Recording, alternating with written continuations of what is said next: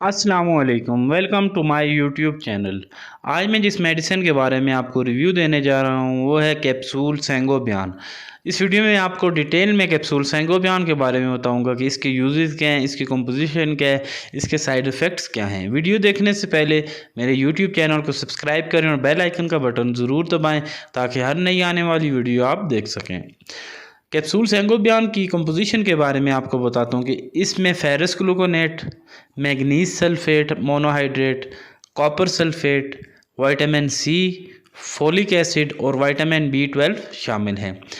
सबसे पहले ferrous gluconate के बारे में बताता हूँ कि ये आयरन की कमी को जिस्म से ख़त्म करता है। आयरन की कमी की वजह से एनीमिया हो जाता है, खून की कमी हो जाती है, और जब खून की कमी होती है तो जिस्म में कमज़ोरी महसूस होती है, थकावट महसूस होती है, चेहरे पर छाइयाँ आ जाती हैं, आँखों के इर्द गिर्द हल्के पड़ जाते हैं, रंग पीला हो जाता है। ये सारी फेरस ग्लूकोनेट की कमी की वजह से होते हैं, आयरन की कमी की वजह से। फेरस ग्लूकोनेट की वजह से ये जो थकावट है, छाइयाँ हैं, कमज़ोरी महसूस होना, ये ख़त्म हो जाती है। इसके अलावा मैग्नीज सल्फेट ये हड्डियों को मजबूत करता है। ऑस्टियोप्रोसिस हड्डियाँ जो टूटने लग जाती हैं 45 ईयर के बाद, या हड्डियाँ कमज़ोर हो जाती हैं, उसके लिए इस्तेमाल किया जाता है। कॉपर सल्फेट ये भी ज़ख़म को भरने में मदद देता है, जोड़ों के हड्डियों के मजबूती के लिए इस्तेमाल की जाती है, दानों के लिए, एक्नी को ख़त्म करता है। कॉपर सल्फेट के बाद विटामिन सी इम्यूनिटी को, क़ुव्वत मुदाफ़त को ज़्यादा करता है। इसके अलावा हड्डियों को मजबूत करता है, दांतों को मजबूत करता है, याददाश्त को तेज़ करता है, याददाश्त कमज़ोर हो उसे सही करता है।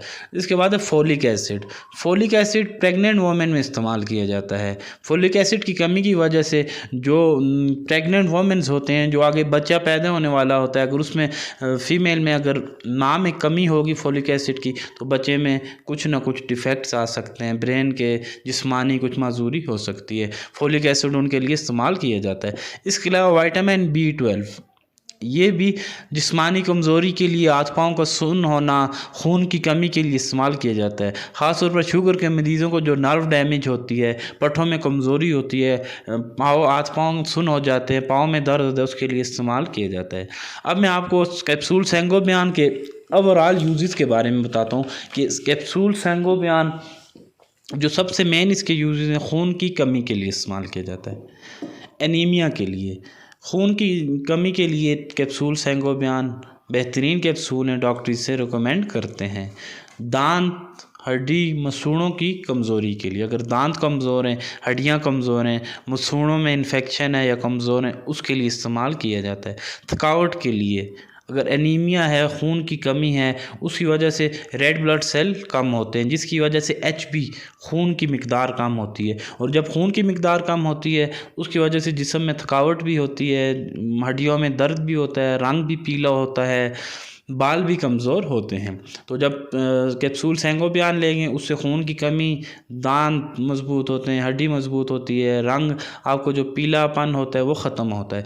इस तरह ज़ख़म को ये जल्दी ठीक करती है। अगर आपको कहीं चोट लग गई है तो कैप्सूल सेंगोबियान की वजह से वो जल्दी ठीक हो जाएंगे। बालों के लिए बहुत अच्छे हैं, बालों को स्ट्रॉन्ग करती है। अगर बाल आपके गिर रहे हैं उनके लिए कैप्सूल सेंगोबियान डॉक्टर रिकमेंड करते हैं। बालों के साथ साथ मेमोरी लॉस, याददाश्त का कमज़ोर होना, उसके लिए भी इस्तेमाल किए जाते हैं। कैप्सूल सेंगोबियान मेमोरी लॉस के लिए भी इस्तेमाल किए जाते हैं।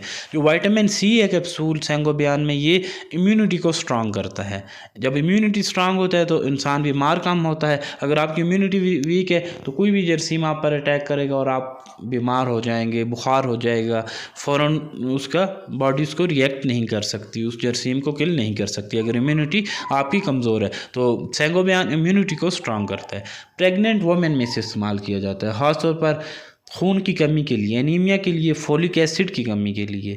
ये प्रेग्नेंट वोमेन में इसे इस्तेमाल किया जाता है। अगर प्रेग्नेंट लेडीज इसे इस्तेमाल करेंगी उसमें खून की कमी, आयरन की कमी और फोलिक एसिड की कमी बिल्कुल भी नहीं होगी। इसके अलावा मैं आपको इसके साइड इफ़ेक्ट्स के बारे में बताता हूँ कि इसके कॉमन साइड इफ़ेक्ट्स हैं कि वो स्टमक अपसेट है, स्टमक अपसेट हो सकता है, इसमें मैदे में थोड़ी तकलीफ़ वगैरह हो सकती हैं, पखाने का काला आना हो सकता है, पखाने का रंग काला हो सकता है। ये आयरन की कोई भी मेडिसिन आप लेंगे उसकी वजह से पेशाब का कलर चेंज होता है। इसके अलावा मोशन, डायरिया हो सकता है, नोज़िया, वोमिटिंग हो सकती हैं। ये कैप्सूल सेंगोबियान के कॉमन साइड इफ़ेक्ट्स हैं। इसकी डोज़ के वाले से आपको बताता हूँ कि एक कैप्सूल डेली लेना है। 18 साल से ऊपर एक कैप्सूल आपने डेली लेना है, या जिस तरह आपको आपके डॉक्टर रिकमेंड करते हैं उसी तरह आपने कैप्सूल सेंगोबियान इस्तेमाल करना है। ये थी कैप्सूल सेंगोबियान के बारे में डिटेल। अगर आपको मेरी वीडियो पसंद आई हो तो मेरे यूट्यूब चैनल को सब्सक्राइब करें और बेल आइकन का बटन ज़रूर दबाएं ताकि ऐसी इन्फॉर्मेटिव वीडियोज़ आप तक पहुँचती रहें। Thanks for watching my video.